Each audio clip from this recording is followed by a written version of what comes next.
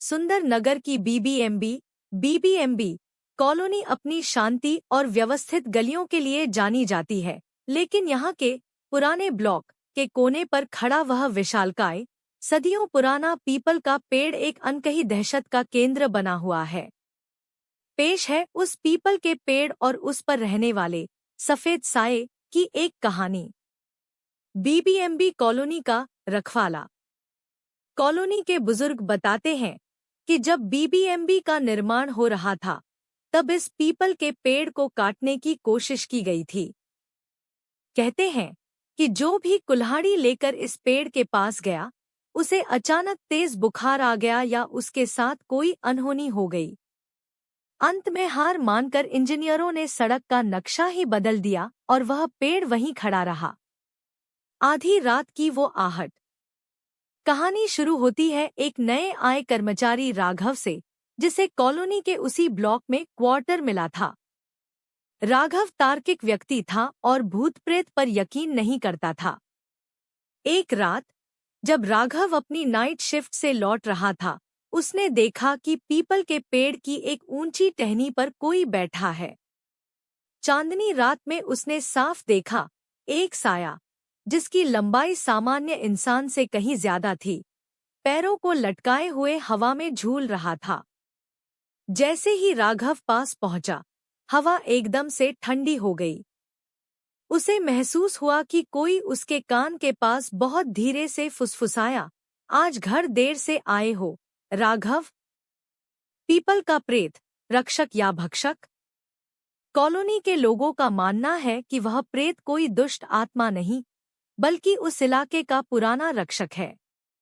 लेकिन उसकी एक शर्त है, रात 12 बजे के बाद उस पेड़ के नीचे कोई नहीं रुकेगा। कहा जाता है कि एक बार कुछ मंचले लड़कों ने उस पेड़ के नीचे बैठकर शोर मचाने और सिगरेट पीने की कोशिश की थी।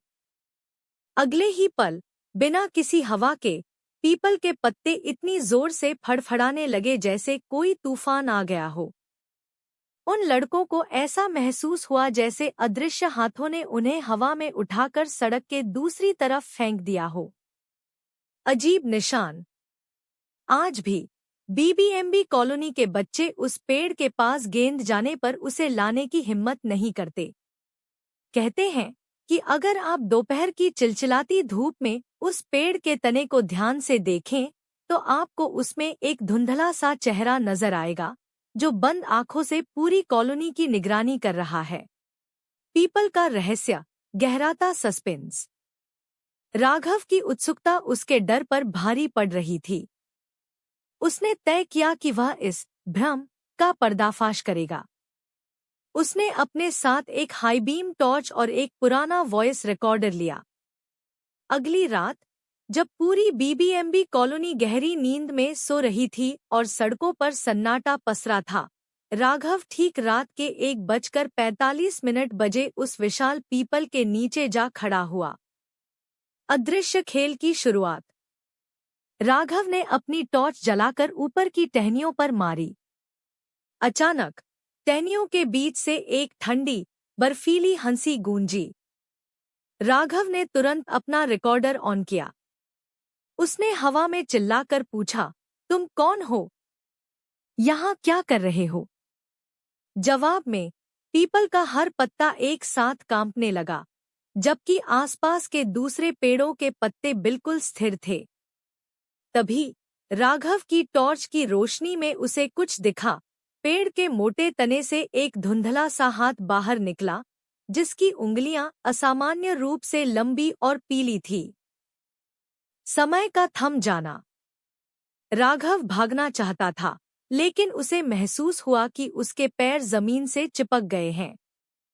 उसे अपनी कलाई पर एक ठंडी पकड़ महसूस हुई। उसने नीचे देखा तो वहां कोई नहीं था, पर उसकी हाथ की घड़ी की सुइयां पागलों की तरह पीछे की ओर घूमने लगी। तभी रिकॉर्डर से एक भारी, गूंजती हुई आवाज आई।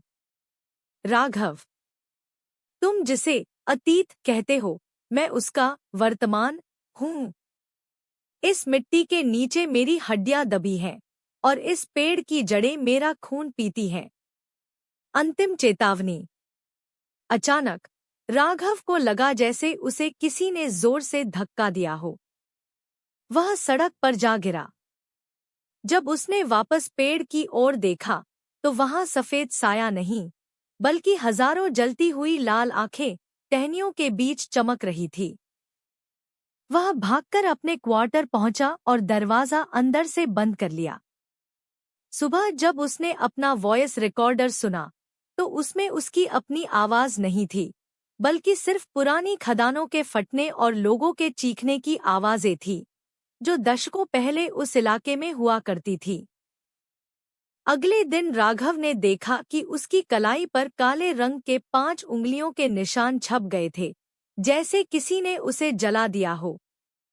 बीबीएमबी कॉलोनी का अनसुलझा डर। आज भी कॉलोनी के उस हिस्से की स्ट्रीट लाइट हमेशा खराब रहती है। बिजली विभाग के कर्मचारी वहां जाने से डरते हैं। लोगों का कहना है कि अगर आप रात के सन्नाटे में उस पेड़ के पास से गुजरें, तो आपको आज भी राघव की उस रात की चीखें सुनाई दे सकती हैं, क्योंकि उस रात के बाद राघव कभी सामान्य नहीं हो पाया। पीपल के उस प्रेत का रहस्य समझने के लिए हमें समय के पहिए को 60 साल पीछे घुमाना होगा, जब बीबीएमबी परियोजना का काम अपने चरम पर था और सुंदर नगर की यह कॉलोनी बस बन ही रही थी। साल 1960, एक खौफनाक हादसा। उस समय यह स्थान घना जंगल हुआ करता था। कॉलोनी के निर्माण के लिए पहाड़ों को डायनामाइट से उड़ाया जा रहा था। उन्हीं मजदूरों के बीच एक शख्स था, बंसीलाल। बंसीलाल एक बेहद शांत और रहस्यमयी व्यक्ति था, जो दिन भर पत्थर तोड़ता और रात को उसी पुराने पीपल के नीचे अपनी झोपड़ी डालकर सोता था। उसे उस पेड़ से एक अजीब जुड़ाव था।